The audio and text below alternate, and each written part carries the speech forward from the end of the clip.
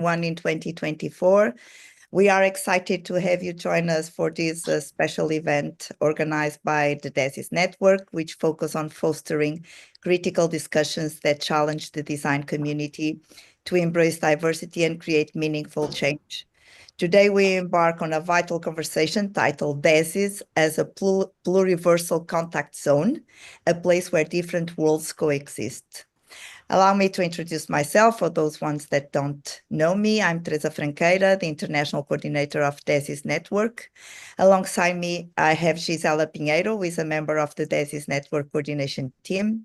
Together, we are honored to guide you through today's discussion, which promises to be both thought-provoking and inspiring.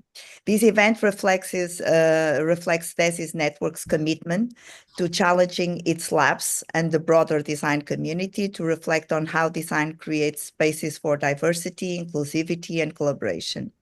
By exploring perspectives from the Global South, a term that we will also be discussed today, we aim to enrich the conversation around design for social innovation, shaping it into a more inclusive and culturally relevant discipline.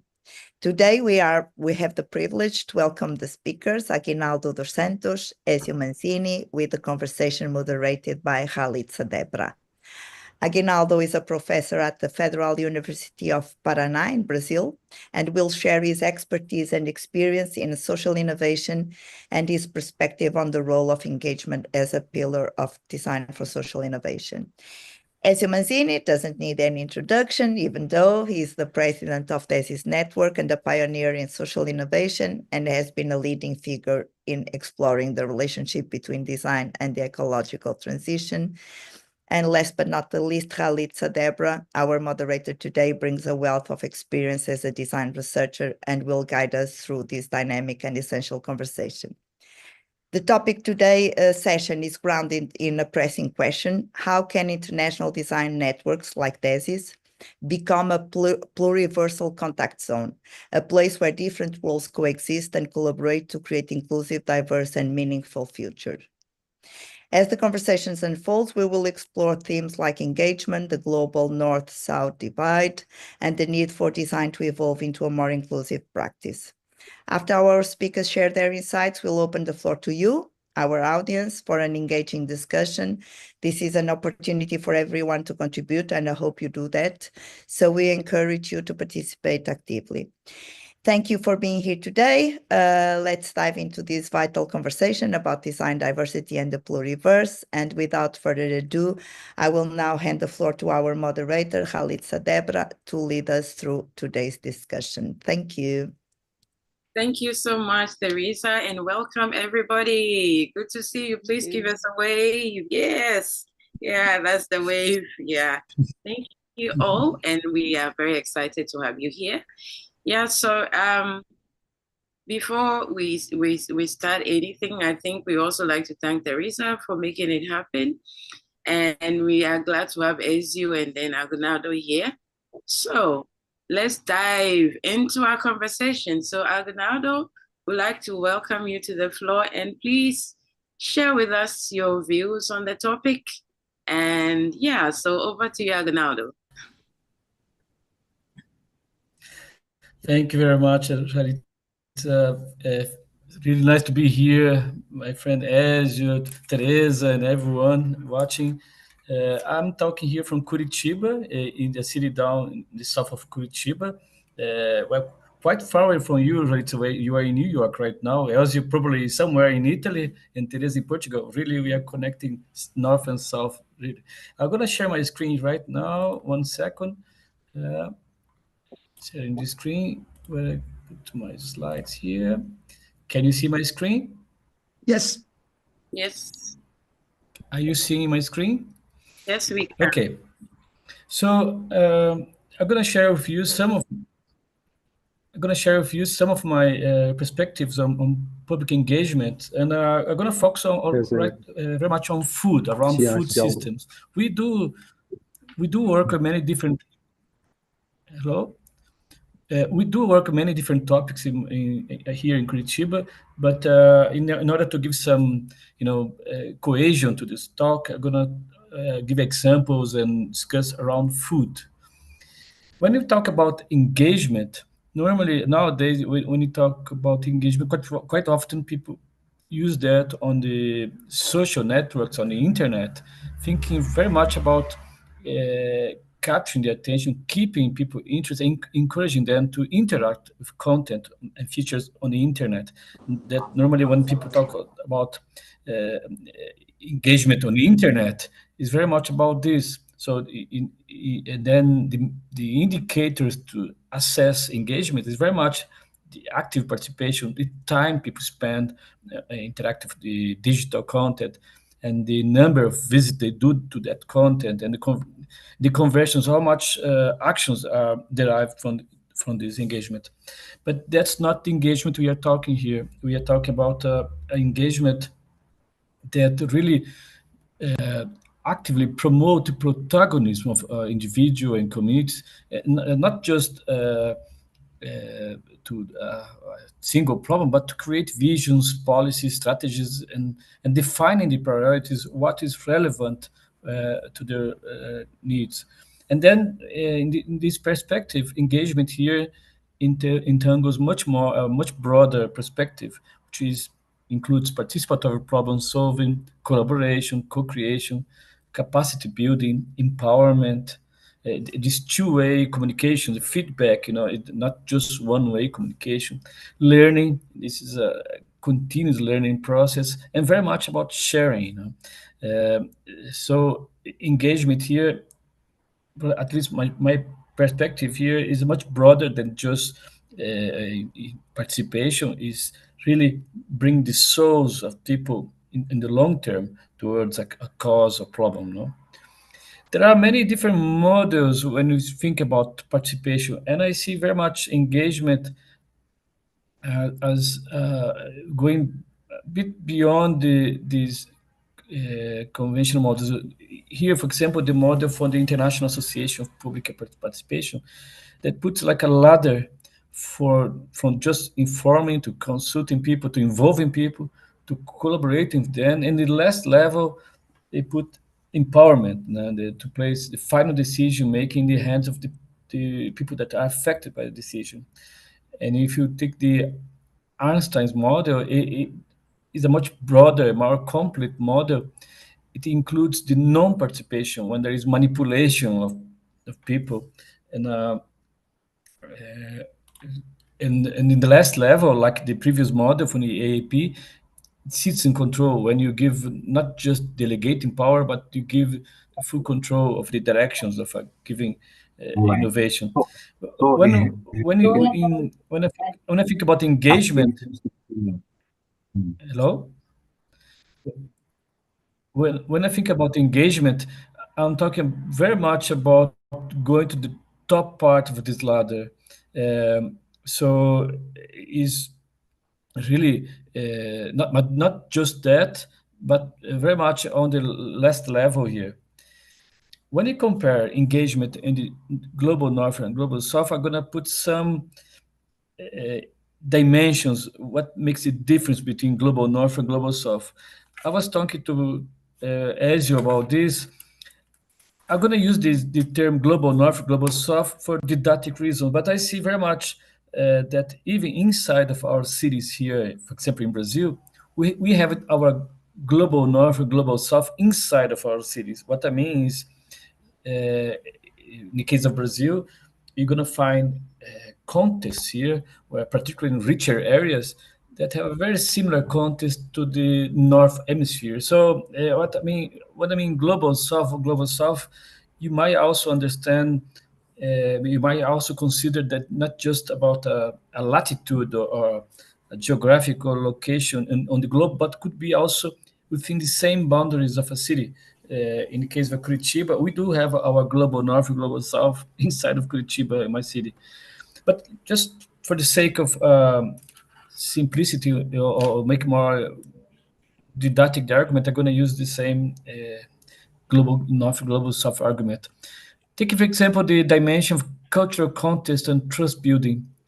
To achieve engagement, we see very much in the global north that social engagement needs you need to navigate in diverse cultural contexts. There is many different cultures, but also it also needs to consider different communication styles and need to build trust across various communities. So it's very complex. Like in the South, the difference is that in the South there is we see very much strong community bonds when you talk about trust building, and traditional social structures can play a much stronger role on engagement.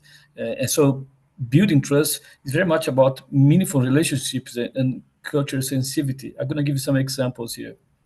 Here, a project we did some last year, we are designing a community-based tourism for local indigenous people. So we are co-creating with them is very much vocalized, using no non-visual co-creation. They don't use very much visual displays to communicate. They use very much oral language. So it's co-creating service only using oral communication, no non-visual communication. So we are designing here on the image. We did a pilot. The lady here with white hair, she is from Oslo University. She was our guinea pig, or guinea pig on testing out this prototype for this community-based tourism. But it took some like one entire year to build the trust of this community, so they could they need to understand. It's a much slower process, and but once you get this connection, it can go really further. And this is so speed here and time is different from you see other parts of the world. And here another example from a company here that we used to have here in Curitiba, that they have a platform to that open up for startups, kitchens for rent, food events, rotational chefs, local fair trade products, and it's very much about a long building meaningful relationships with the community, not so much about formal structures or contracts, but about, for example, pick and pay gardening, weekly small organic market, or chefs of the week. So these are rotating chefs. So building up trust is critical here for engagement, and is more is less structure, is more about this social fabric. In the case of indigenous people, is very much about this strong and very fixed, very the bond in the community is much stronger than you see in other contexts. Another example of the difference between North and South is the power dynamics. No? At least my perspective, I might be wrong, but in the North, I see very much established systems and structures, and the power dynamics sometimes are not, they are entrenched. And if you want to do engagement, you need to address these powers imbalances and ensure marginalized voices are included. So there is a structure, there is processes, and there is very much organized in a formal way. When you see in the South, there is a long history of exclusion and marginalization, and so social engagement here need to be more sensitive to power dynamics and prioritize inclusivity. But this is very much focused on marginalized people, and sometimes you need to not just like just ensure the voices are heard, but ensure that these voices have some power also to do that. For example, just taking examples from local knowledge, indigenous knowledge, some very often this knowledge is seen as less is outcasted. So very often people see these visual expressions, the production approaches, social interactions, rituals, and consumption practice are something connected to poverty and so on. And sometimes they are very rich.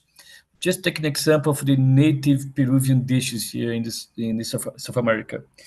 This these are food the campesinos, the poorer people in Peru used to eat, but throughout time, it gradually become more and more valued. And nowadays, you see these dishes in very expensive restaurants, and the communities in Peru now benefit from that. And there is a whole set of social innovation around food and tourism around food in Peru that brought this food for the poor to the as something of high economic value. In the case of Brazil, this year, one of my PhD student, Carla Scherer, she's doing this project for the indigenous community nearby, and we did there like a gastronomic day, like Guarani gastronomy day, one day to value their food, to bring their food as so they could be presented, so they could explain to the non-indigenous, and people could see that the value, not just the gastronomic value, but also the cultural value and so on. And quite often people even the indigenous, they see their food as something not modern, something not so sophisticated, and we're trying on this project to make them understand that this is really sustainable. This is really can be appreciated in a very high level, and it's really nice. This now. So another issue is the focus on systemic change. When you see on the north, we always hear very often this people addressing the immediate needs or in the social engagement and advocating systemic change. And you see lots of research on transitions and so on. And these are very structured and focus very much on influencing policy to creating a lasting impact. And so there is a long-term view, and there is a planned process, there is structures and methods and tools and so on. When you look into the South, social engagement quite often need to prioritize urgent needs. There's a difference between immediate needs and urgent needs. Sometimes people they don't have things to eat, they don't have a proper place to sleep, and so on. So building local capacity for immediate improvement of living conditions is something very necessary. And even if you consider systemic change on long term, you need to address short-term needs in a more urgent way. So when you are working towards long-term systemic change, you cannot forget the people that are starving in front of you. So here an example from a food bank in my city, Curitiba, where there is a huge amount of, this is the largest distribution center for food in my city. It's millions of tons of food per week, but there is a lot of waste of food there. All you see here on the right are food waste, because it's not suitable to go to supermarket, and it would go to the bin. So what they do in the food bank here, they bring inmates from people that are in prison. They learn a skill, they are trained, and the result of their work goes to orphanages and many different social organizations. So they is high quality food. Sometimes they do soups, and some food they froze and so on. So there is a social inclusion of these inmates. They learn a skill, and they are respected. They are they have all they have a salary and so on, and at the same time they benefit. So, but here we are talking a very urgent thing, which is starvation, or people that have not enough food to eat, and here through this platform here, there is many different social dimensions that are tackled at the same time. Here, another example, talking about urgent needs. In this case here, on the global north, quite often when you see urban garden, people think about food security and think about social cohesion and so on. But here, just to give you an example about the difference, the community here, when you ask them why they are doing the urban garden, they always say to us, first is crime, to reduce crime. Here, this project here, Cultivar Energia, is the energy company allows them to make urban gardens under the power lines. What happened before? This land was often there was crime there. There was people putting still drugs and so on, all sort of crimes happening on these lands. So what happened now? The community wants to take over the land to reduce the crime rate. So, and of course, after this, there is this issue of security and food security and other issues. But the first urgent need here was reducing crime, not about food, but they use the food as a way to reduce crime. So the land now is occupied by the community. Another difference is resource. Resource is a critical difference. No? Social innovation in the global north, there is lots of resources, lots of resources. Whenever I go to Denmark or like Scandinavia and so on, or I go to other countries in the global north, I always amazed by the amount of resources for everything. So not funding and technology. So there is opportunity for more sophisticated engagement strategies, particularly regarding the use of digital tools for communication collaboration. On the global south, of course, there is a resource constraints, and these resource constraints, they force other approach.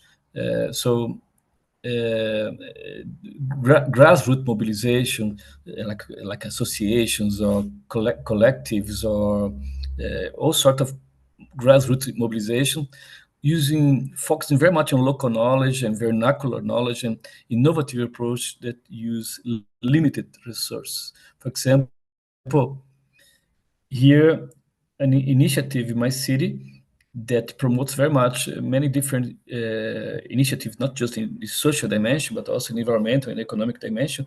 This is a urban farm, which is run by the city council, but works as a platform that is open to the community.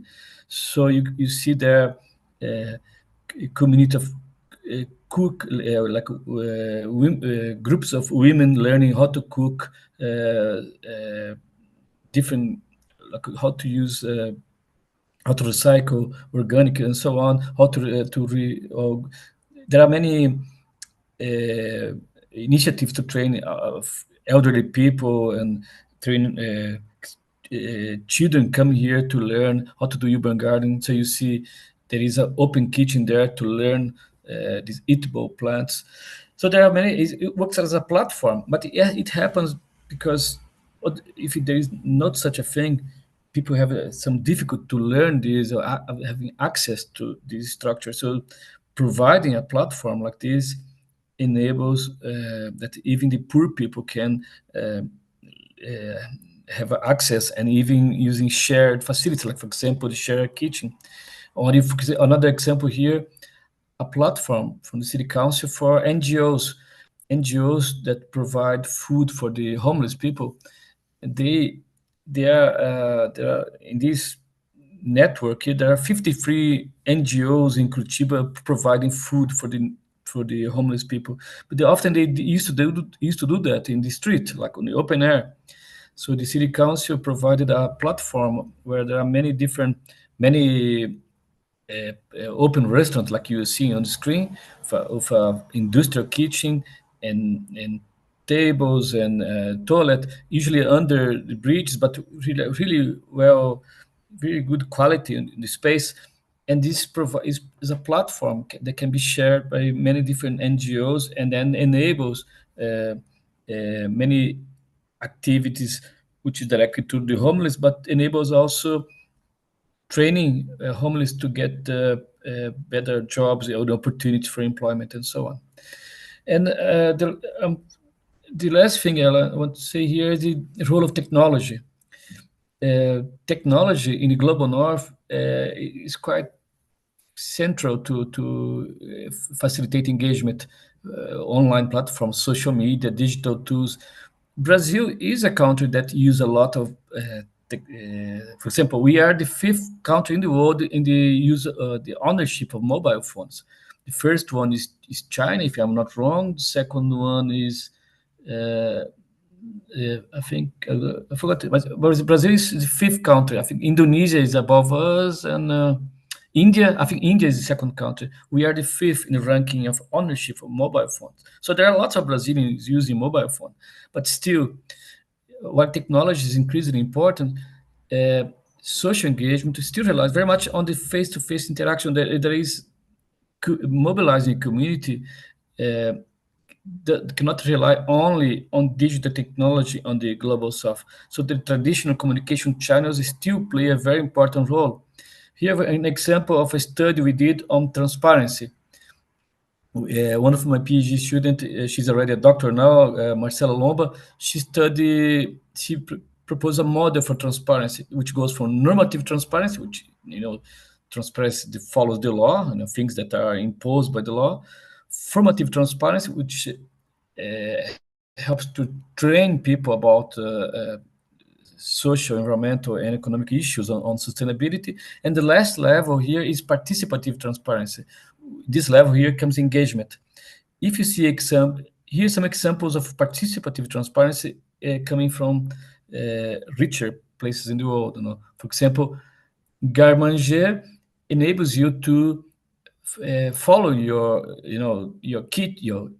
chicken there and see how many eggs, and you can trade your products. You can get involved, giving even at distance. You can manage your own little farm there. So it's very much technology based. Another example here, Habit is a company that provides a channel on their platform so users can continuously contribute for knowledge and ideas.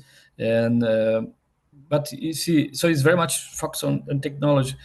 In the global south, it is still very relevant. There are lots of people using these solutions, but it remains very much important, this conventional channels for communication, particularly in poorer communities. Here in Coletivo Alimentar, this collective around food, people teaching about, for example, this example here was a Coletivo Alimentar was closed during pandemic, but before the pandemic, they used to do this.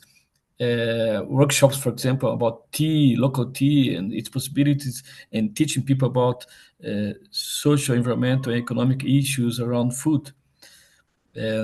So engagement on transparency is on this last level of participative transparency, and so I see this difference between the global north and south regarding the role of technology. We do use a lot of mobile phones, but we don't. The conventional channels remain very important as well. So just to conclude here, there is some factors that I see as different between global north and global south regarding social engagement.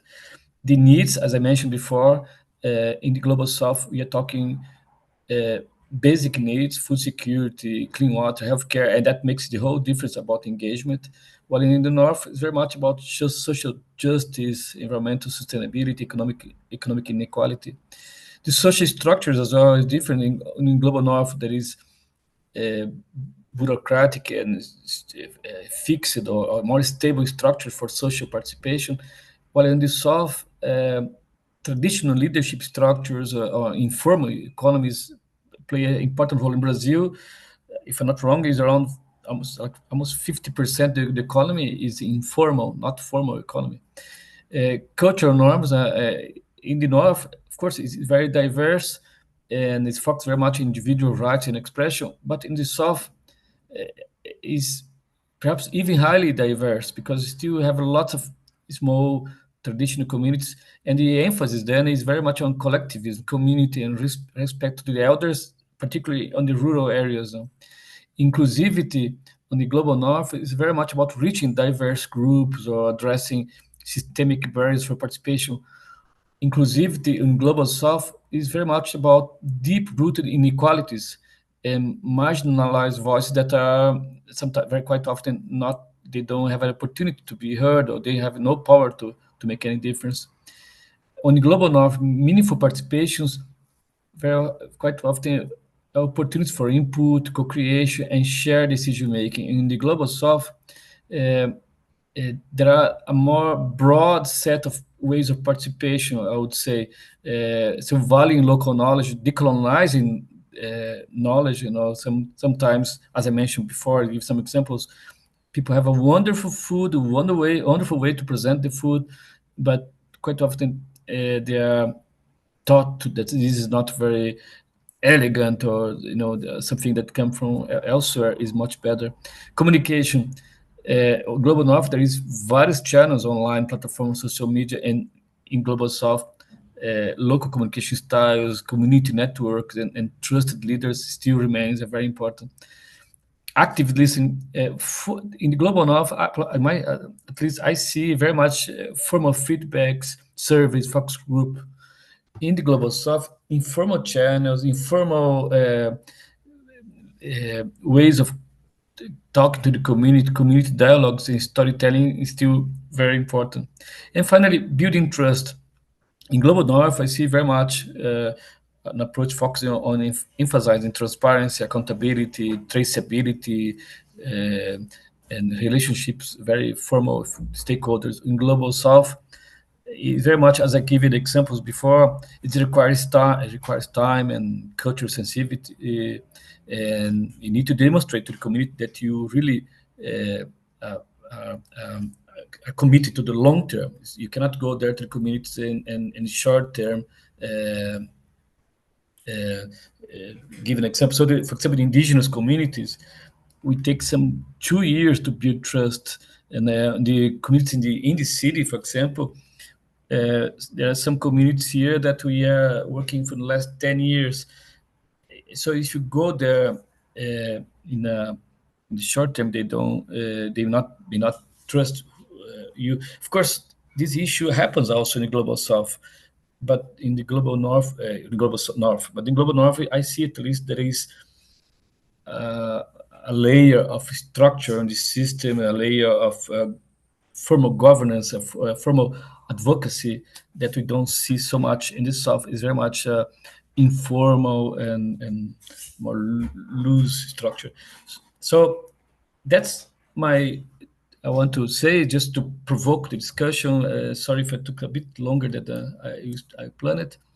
I leave the floor to you to carry on the discussion. Yeah, thank you so much, Aguinaldo. I think that was very insightful. Please, let's give him a reaction button of a clap. We really appreciate your insights and context. And I think that one of the key things that really stood out was a lot about engagement. And what was interesting was to see the fact that there's technology and all of that, but when it comes to global south, it's still pretty much about the face-to-face human interaction and all of that. And it's up to all of us to explore different dimensions on how we can actually find a way of having an interesting way of interacting through technology, and also with technology, even in face-to-face settings. Yeah, so please, we would like to still hear your comments in the chat. And I would invite Prof. Ezio to share your thoughts with us on what Aguinaldo has shared. If there's any particular thing, please, over to you. Okay, thank you, Ralitsa, and thanks so much. I think this way of looking at things.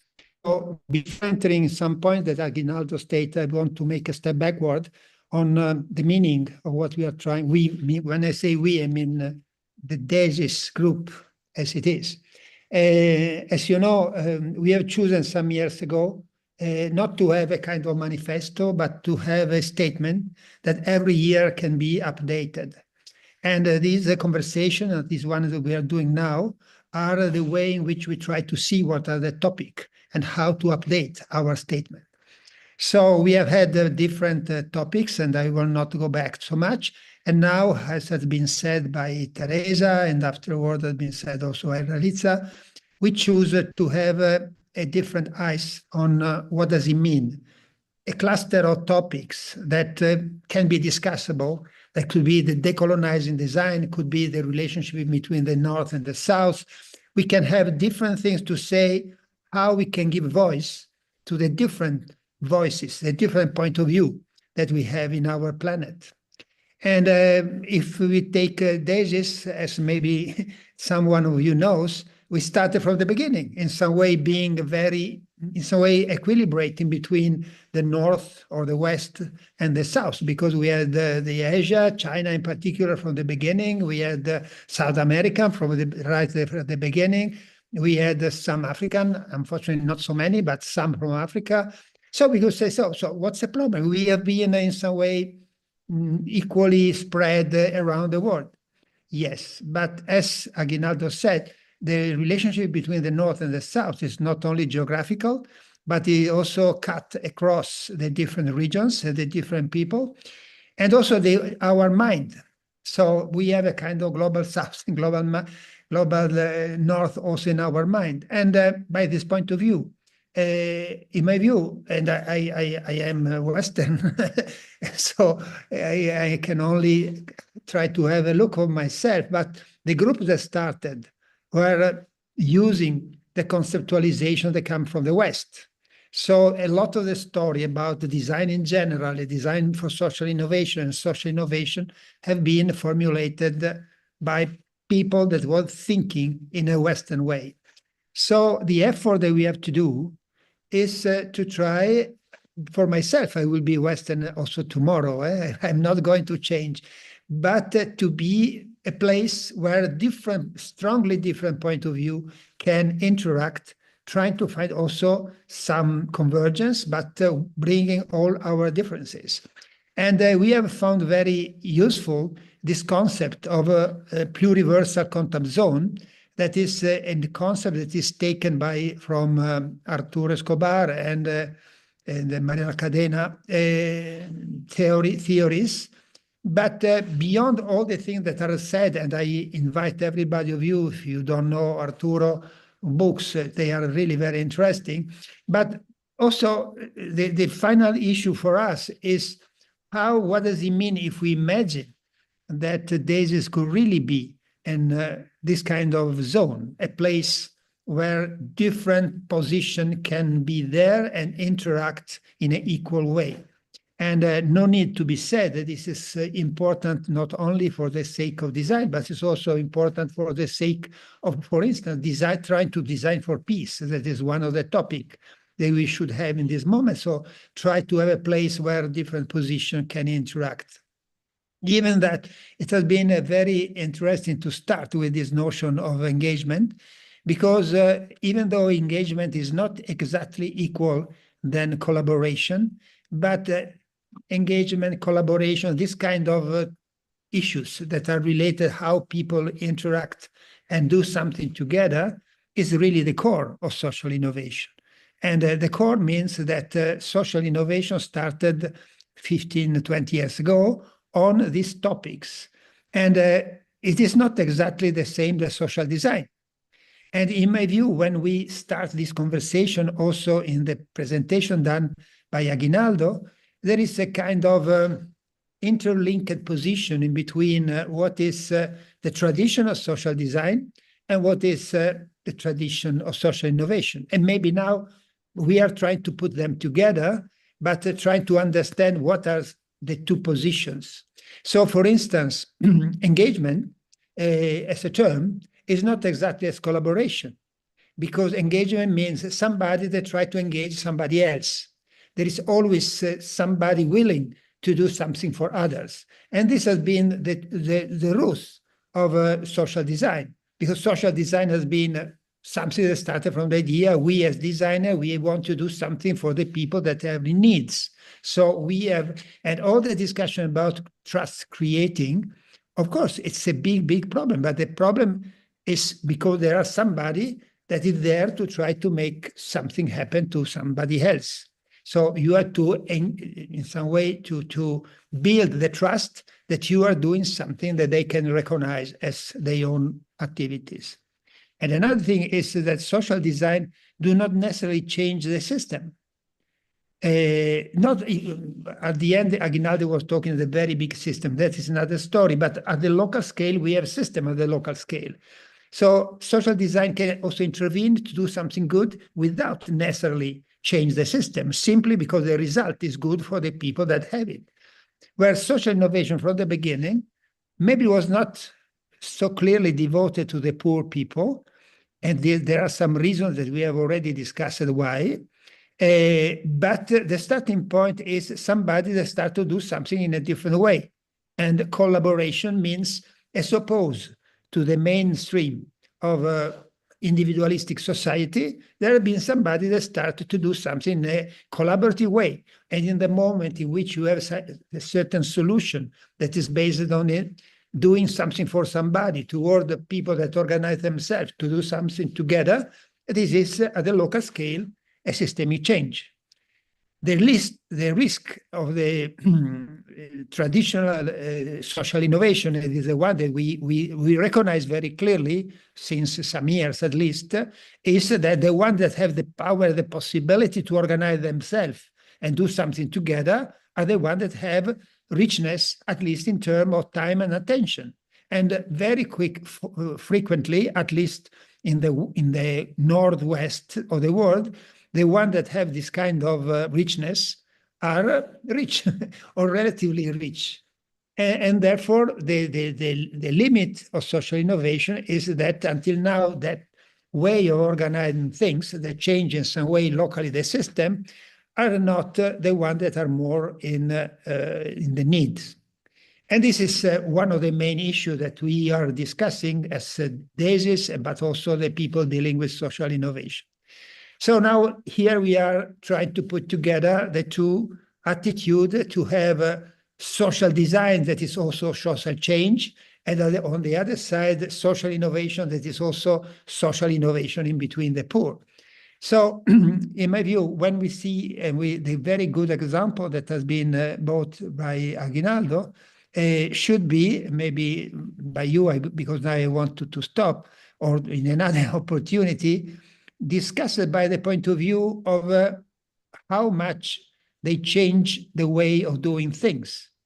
And if we were in a place where people is individualized, it will be how much they collaborate. But it's even more complicated because in many places, there are forms of collaboration that are traditional, that are in the traditional way of doing, that are the traditional communities, that in some way are the pre-modern communities that we all think that are very good, a good social capital that should be translated in the new era also for them. And therefore, the issue is how much what we do and what we call social innovation is a kind of a leapfrog. That means the capability to move from a traditional community and traditional way to collaborate to ways of collaborate that are possible to be done with the new technologies when we need it in the new society, in which, in any case, also the villages now are not isolated, but they are connected, and they want to be connected. So it's not that we can imagine that they can remain collaborate. So I will stop here just to say that the discussion is at the beginning, and I challenge you to discuss whatever you want, starting from Aguinaldo, but also, if you want, making a thought about what does it mean to try to see social innovation in terms of real systemic change at the local scale when we deal with the people that have a different culture than the one on the north. Thank you. All right. Thank you so much, Ezio, for that wonderful insight. And Aguinaldo would like to welcome you if you want to react. And please, members, at some point, we'll also open the floor to you to share your thoughts. So yeah, thank you so much. And let's give Ezio a reaction button or clap. We appreciate you. Yeah, so over to you, Aguinaldo. Yeah, I uh, agree with Ezio. One thing that regarding the systemic change, quite often we think about big, wider scale, but I believe very much on the acupunctural social innovation, small scale, highly strategic social innovation that trigger broader systemic change. And Francesco Mazzera on the chat, he mentioned there this. He mentioned that decolonizing is relevant, but he mentioned that indigenizing is also very important. Give the example from Australia. The examples I show in my presentation go in the same line of Francesco Mazzarella, which is on the chat, which is quite often there is a change in the way we design, because one difference I see when I interact with the global north is in the global south, quite often you need to relate to people in much deeper level. You need to be almost friends of them, and the issue of speed and structure for the design process sometimes doesn't work, because sometimes, for example, if the local indigenous people, for example, sometimes you go there, you want to do a briefing, and they want to have a tea with you because they want to know you, who you are. They want to know your values, and they want to see if your values are aligned to their values, if your political views and same, and they are not in a way. Quite often in a normal design process, you have a schedule, you have a plan, you have to do briefing, you have stage, you have tools, and just give an example of the co-creation of community-based tourism. They don't use visuals, no? And when you go to poorer communities in Brazil, uh, quite often when you want to do when you ask them to do like a problem scouting to see what they see as the critical problem in the community, uh, quite often it's very diverse what we think is problems.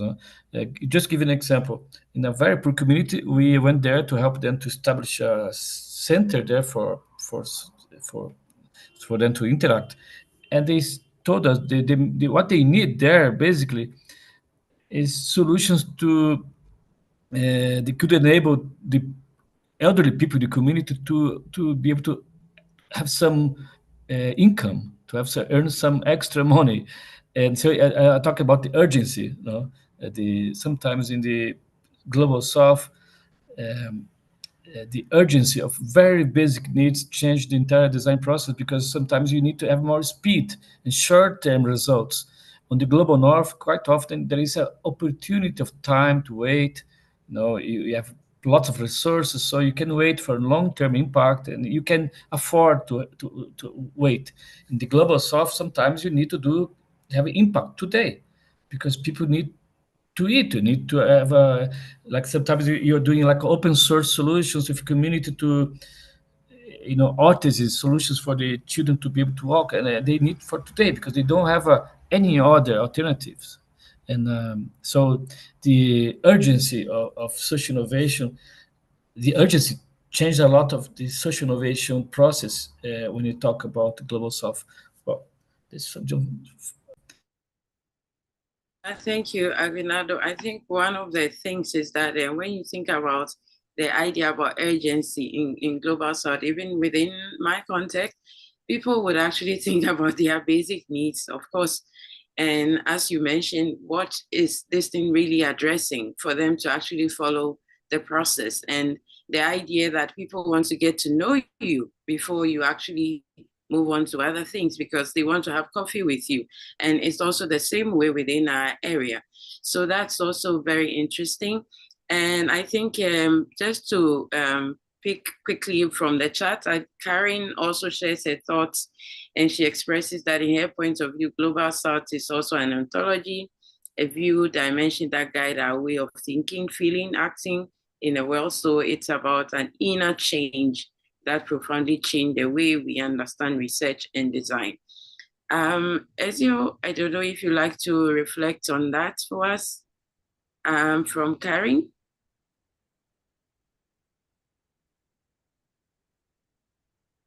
Your mic is muted. But I don't want to intervene anymore. So, Okay. All right. So Maybe we can give Aguinaldo, would also you the like to- floor to Francesco Mazzarella. Do you want to say something? Okay. Well, unfortunately, I'm kind of in an open space. I can't really talk much, but yeah, that's very interesting. I brought in the chat this debate about decolonizing and indigenizing, and as well, decolonizing, of course, is growing, and as well, I'm very glad to see it present in this conversation in DESIS. But as well, I understand it's more the work that we have to do in the global north to unlearn ourselves and our inherited practices, but we actually need to work with allies in the indigenous communities in order to challenge those legacies of oppression and exploitation.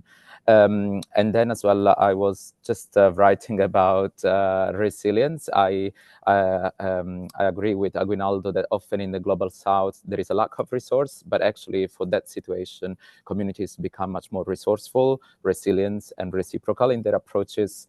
And actually, yeah, we are often parachuted with the assumption that we can solve communities' problems, but instead, actually, we need to shift those power dynamics and just highlight what we can learn from those communities, because they are, in fact, very much more resourceful, resilient, and reciprocal than us in the global north. And then as well, I was going to write the concept of resilience is tricky in itself as well, because public bodies, governments, local authorities, they don't really deliver efficient services and rely on communities being resilient, but actually the system should be working in the first place instead of relying on citizens and communities who are already marginalized and oppressed to build resilience. I hope it made sense. Yeah, thank you, Yeah. Francesco. Thank you. Anybody else? Francesco, I do agree with you. Francesco, just to compliment you, give you. I agree with you. There is a huge reservoir of knowledge in the poor community because they are lack of resources, so they are very creative. So in India, my friend Anil Gupta do have a project on grassroots innovation. And if you do a survey on vernacular solutions, I did supervise some PhD students and master students on that vernacular design. And so there is a huge amount of innovation that happened there. We call in Portuguese gambiarra, or some people call, like grassroots innovation, so on. Of course, you see very much that not just on product design, but also on social innovation, new ways of arranging the communities. So sometimes you're talking about, for example, innovations on services, how to do design, and sometimes the community by trial and error, because there's no one designing the service for them. Sometimes they are even more creative on finding very innovative solutions for service provision, for example, and even so because there is no designers quite often helping them, they find a way to solve their problems by their own. So if you do like vernacular social innovation or vernacular product design or vernacular service design, we have a huge reservoir of knowledge there, or innovation there. And so I fully agree with you. So very often people go to these communities thinking that they are poor, and because they are poor, so they have no, there's nothing happening there. It's the opposite. Quite often, if you have proper glasses, you see they have a lot to teach to us how to, and in particular on climate change, when you need to reduce our consumption, they have a lot of things to teach us how to survive with fewer resources. No? And regarding social innovation, because very often government is not there and NGOs, sometimes they reach them, but not enough, they find ways to do social innovation without design. So I would say vernacular social innovation, social innovation without the design. Maybe I just very quickly highlight also, we are talking about narratives, and storytelling is very important in this. And I think often the dominant narratives are about people in the margins lack, resources, opportunities, but actually, and as well, that's why maybe governments and citizens think that they are taking our resources, but instead we need to create counter narratives that highlight the values, the practices that they can bring to societies in order to actually support better collaboration.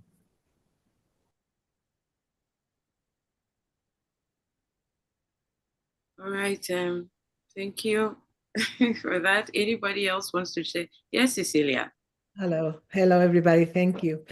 I just want to say we are talking all the time about differences, about the North and the South, the colonizers and the colonized. And I think this is not what I think the engagement, the real difficult engagement, is among these two parts, the South and the North. And this is where we should work for. And it's quite, if not, we are talking about otherness all the time. And if we want a pluriverse, where the important thing is where we relate. And I want to say that engagement is a very difficult thing to achieve, because you can do it through, as we always say, proximity. We can do it through collaboration. Collaboration is a way to construct engagement. But when you join different groups of people, this is humbly what we try to do when educating in social design, by mixing Western students with vulnerable people, with people with different conditions. The 2/3 parts of the or the most of the effort we do is how we engage them, how we make, for example, a student work with refugees, which is, or work with neurodiverse persons, or work with mental health persons. I mean, those who are, as the cluster says, in the margins at the time. I think this is a difficult thing, and what we should also work for. That's all. Thank you for that. Yes, please. Yeah, hi. Thank you very much for all your intervention. I have just a quick thing to put on the floor with the Francesca, especially on this concept of resilience, because I think, and it's not only my voice, especially here in France, that this concept is somehow tricky, and that we use it probably not in the right way, because if you consider the concept of resilience, it means that there has to be, that was actually reintroduced and kind of invented by Boris Cyrulnik, who is a psychologist, basically. And it has largely been adopted by us. But I don't think in design for social innovation, it's, I mean, or what I find today and what it has done is probably the right term, because it means that we don't change the way our economy functions. We don't change the basis, you know, from bottom up, what we always say from the very beginning of DESIS.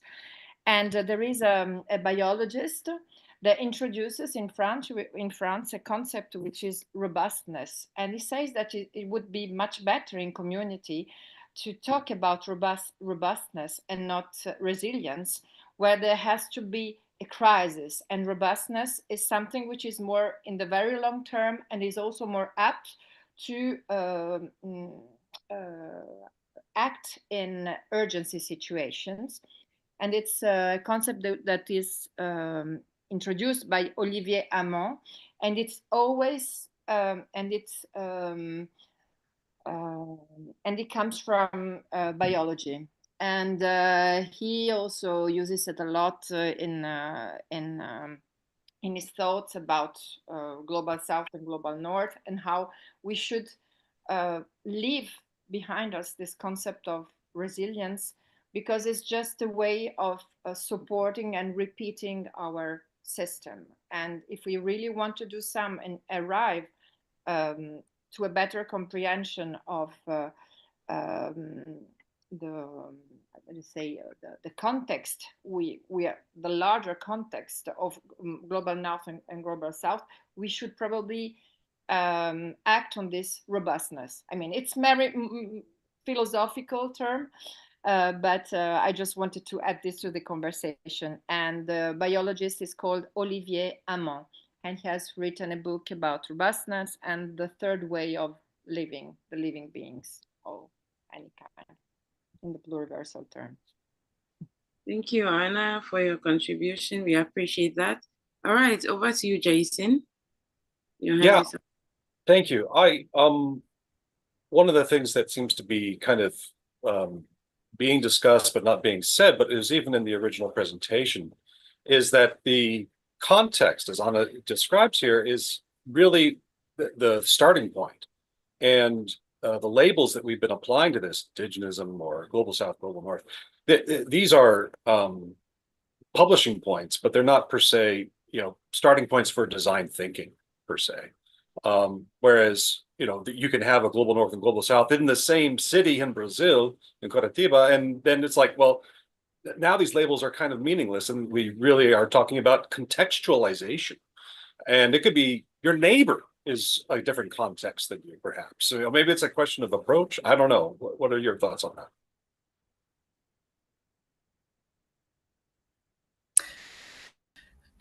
Jason, I fully agree with you. Even in the beginning of my presentation, I mentioned that even in my city, so like Karine, one of the person that did a comment, mentioned that is more about a concept that is applied to even to your own street. No, I could use other words. No, I could talk about the rich and poor. I could talk about the devil, but I still didn't find a proper word for this. But this is important.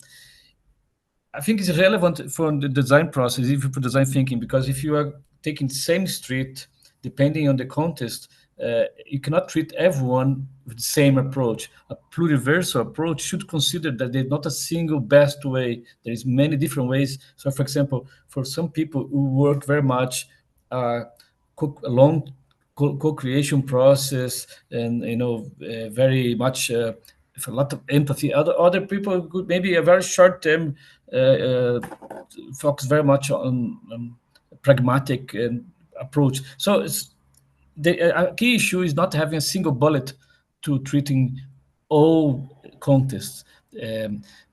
For different people, different values, different histories, different stories, different cultures, the demands.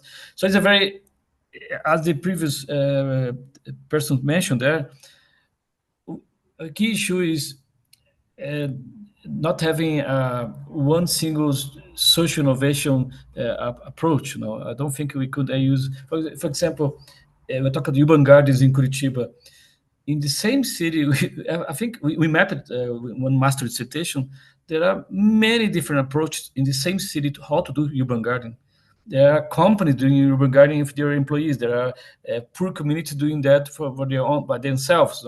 There are collectives of designers and other people doing that on the rooftops. There are the city council doing that for the platform. There are many different ways.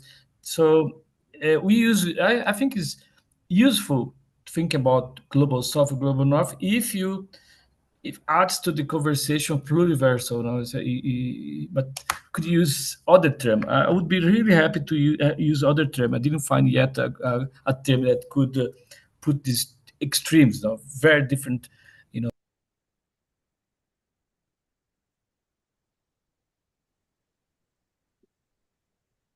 Yeah, thank you so much. Anybody else?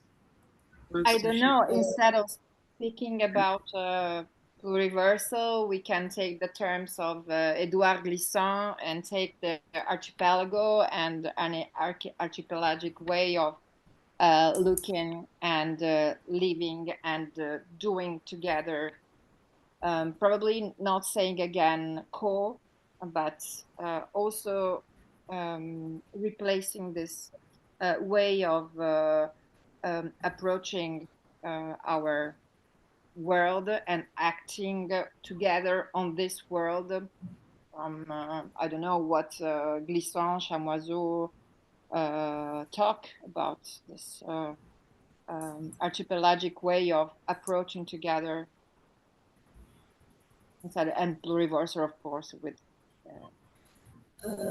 If I may, I think, Aguinaldo has a point. He lives in Curitiba, I live in Belo Horizonte, and we are both in Brazil, and we are both from the southeast of Brazil. And we have so many differences. I lived there in Curitiba, and I can see that.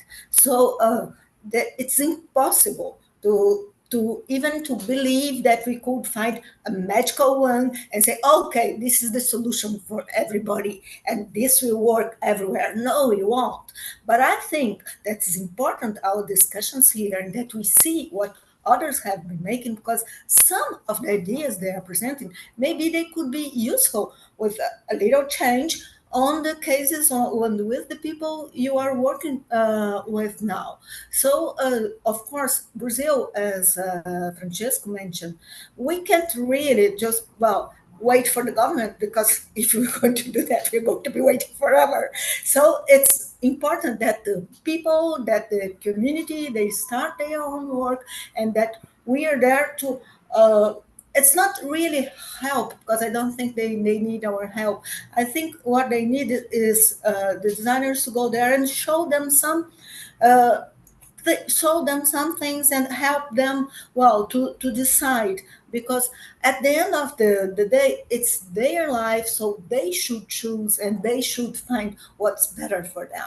And it's not my place to say, no, you should do this way and not that way. My place is to be there to support with whatever I can bring to them, but it's their choice and it's their community, so they should be the main characters. Yeah, the main role, the Oscar goes to them, not to me.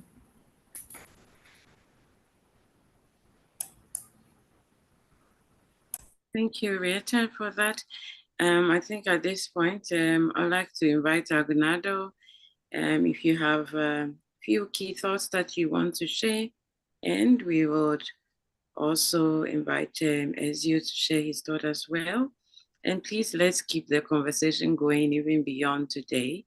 And hopefully we can even get more interesting clusters coming up for our interaction and even more engagement in DESIS. Aguinaldo, over to you. Yeah, this is the thing. I'm thinking about the teaching now, how to teach young designers about engagement, participation, how to do that in the classroom.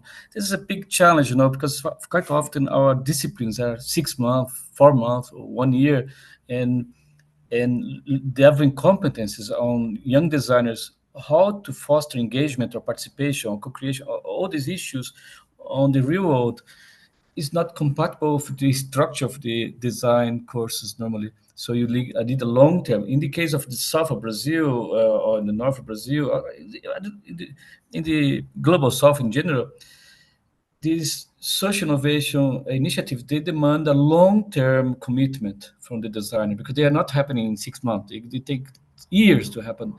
And in the classroom, in university, our students are learning, very motivated by short-term projects. They want to learn this week to apply next week. Is a generation that's very much focused on short-term. So I don't know how to answer this, but it would be great if next time we could discuss the teaching of social innovation. So how to teach social innovation which requires long-term perspective, when our disciplines are very often short-term, and how to our colleague there was mentioned about resilience and robustness. I think Caroline was talking about this, how to the future designers competent enough and skillful and resilient enough to wait for the long term and remain focused on this. Because normally, when you talk about social innovation, even if you have a living lab, even if you have a space for this, or the new generation of designers very much working on social networks and internet, they have a very different attitude for long term. They very much focus on they are very much focused on the stamina is for the next TikTok, the next 15 minutes. I don't know. So I would like to very much to, if you I'd like to propose the next discussion is how to do that, how to develop future competences of designers for the very deep-rooted need for innovation that cannot do in a short-term view. But if any of you want to share your knowledge, I'd be glad to learn from this. I'm gonna put my email there, ASN. I put there in the chat. if you want to learn more about what I mentioned here, the case studies, I can share a few papers and everything else. I would like to share and learn from you. I'm very much a student on that, okay? I think Ezio was really courageous to invite me here because definitely I am not the expert. I'm the student here in this journey here, okay? So thank you very much to Ezio and Teresa for the boldness of inviting me, someone that is still in the beginning of me. Thank you so much. And Ezio, any thoughts, your final thoughts for today?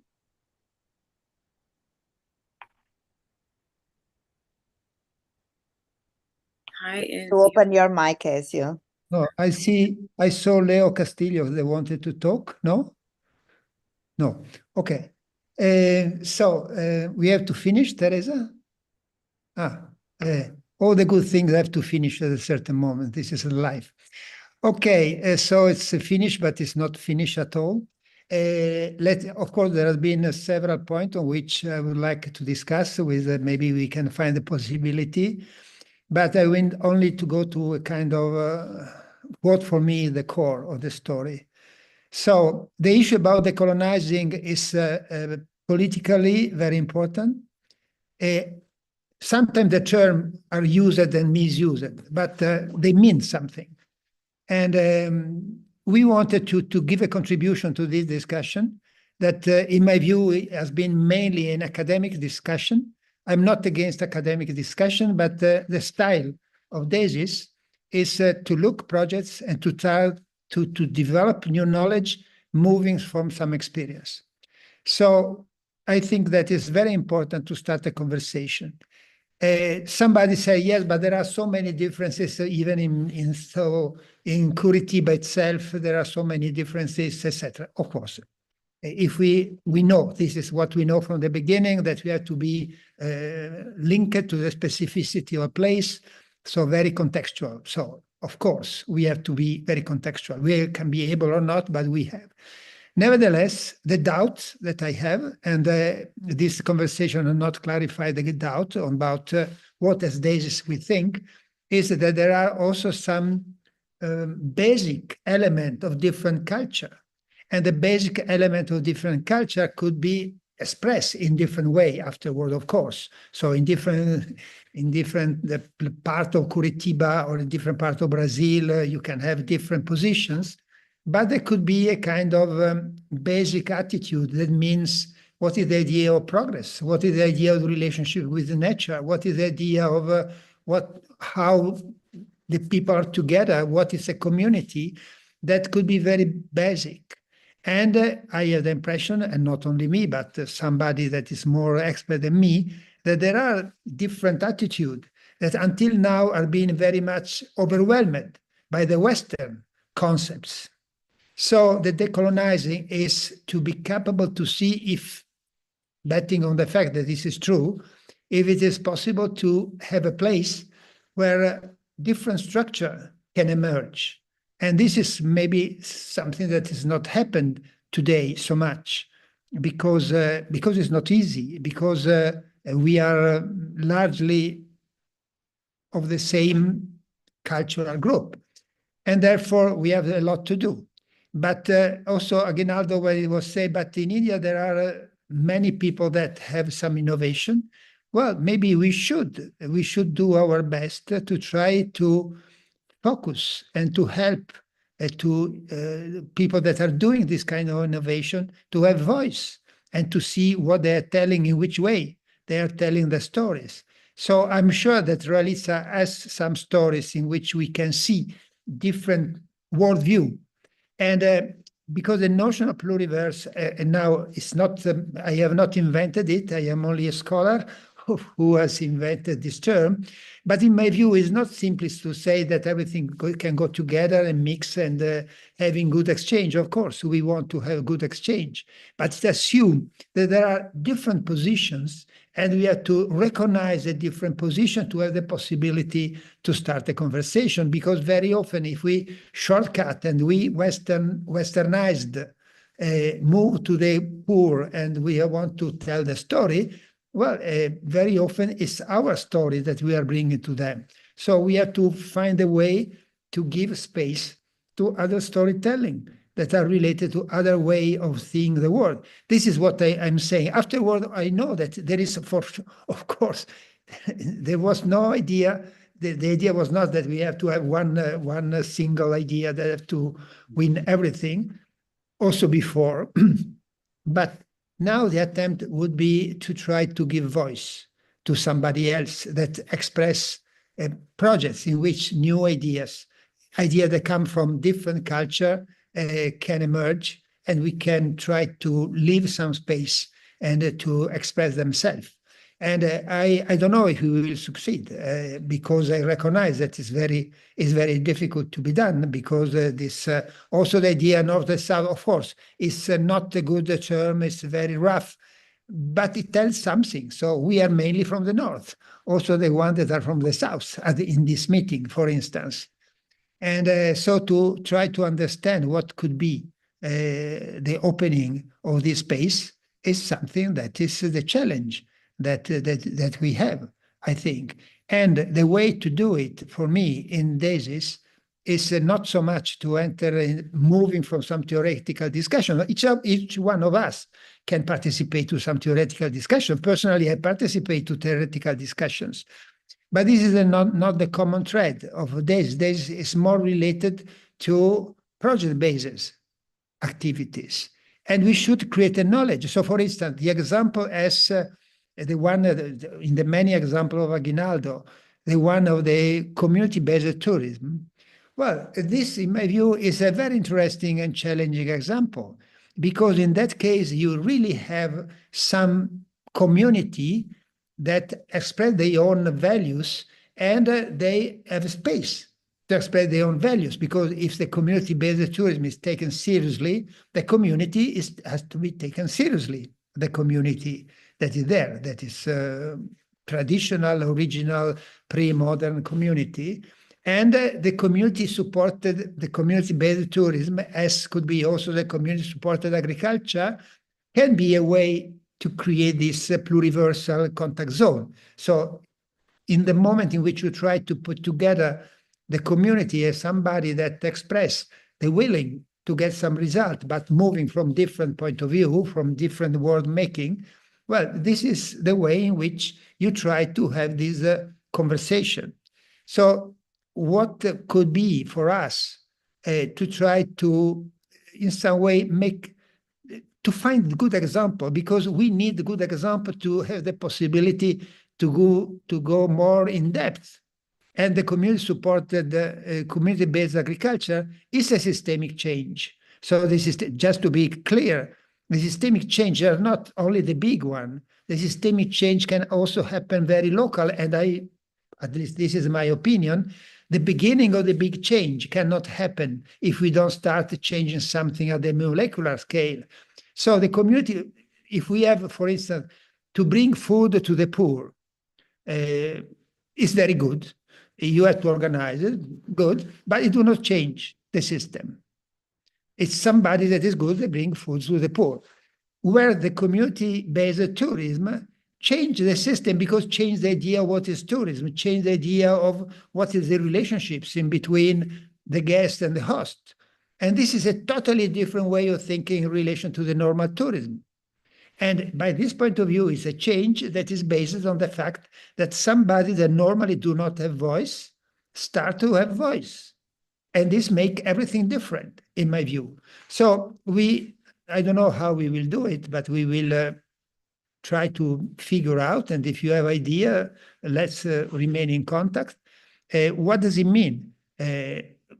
What could be projects? So if we had time to take all the example that are brought by Aguinaldo and analyze them by the point of view in how the people has been engaged in the sense that they are really expressing their own view and they have really power, and how we can build a condition in which they can express themselves and bring to have power in some way, to shift some power from us to them. Okay, so I have to stop. But for me, it has been very useful, and thanks to everybody, and to Aguinaldo in particular. I realize that it's a very tough issue, more than I imagined. So we have a lot to work. If you have good ideas, not good ideas, good examples of something that you think, so we should maybe we should have a cluster, or I don't know, but to put together examples that can be way to think and to have the possibility to reflect not only in general, but on very specific case. This will be the way for us to bring a contribution to this very important topic. Right. Thank you so much, Ezio. And I think that we appreciate you all, and Aguinaldo as well. And I'd like to take the opportunity to thank you all for coming, and for colleagues joining us from Kenya, and also Zimbabwe Water, and Sophia, thank you for coming. We want to see more of you, and invite others. Everybody invite another colleague from another school for the next one. And let's give a virtual clap to all our speakers for today, and to all of you. And I'll hand over to Teresa now. Yes, over to you, Teresa. Thank you very much. It was really a very fruitful reflection that I think DESIS Labs can start now to try to think more carefully about these topics. I would ask, just before we leave, because I have a meeting in 7 minutes, can we take a picture together with smiling faces? Yeah? So 1, 2, 3. And another one. 1, 2, 3. Thank you, guys. Bye-bye. Ciao. Thank you. Bye-bye. Bye, everyone. Bye, everybody. Bye-bye. Bye, everyone.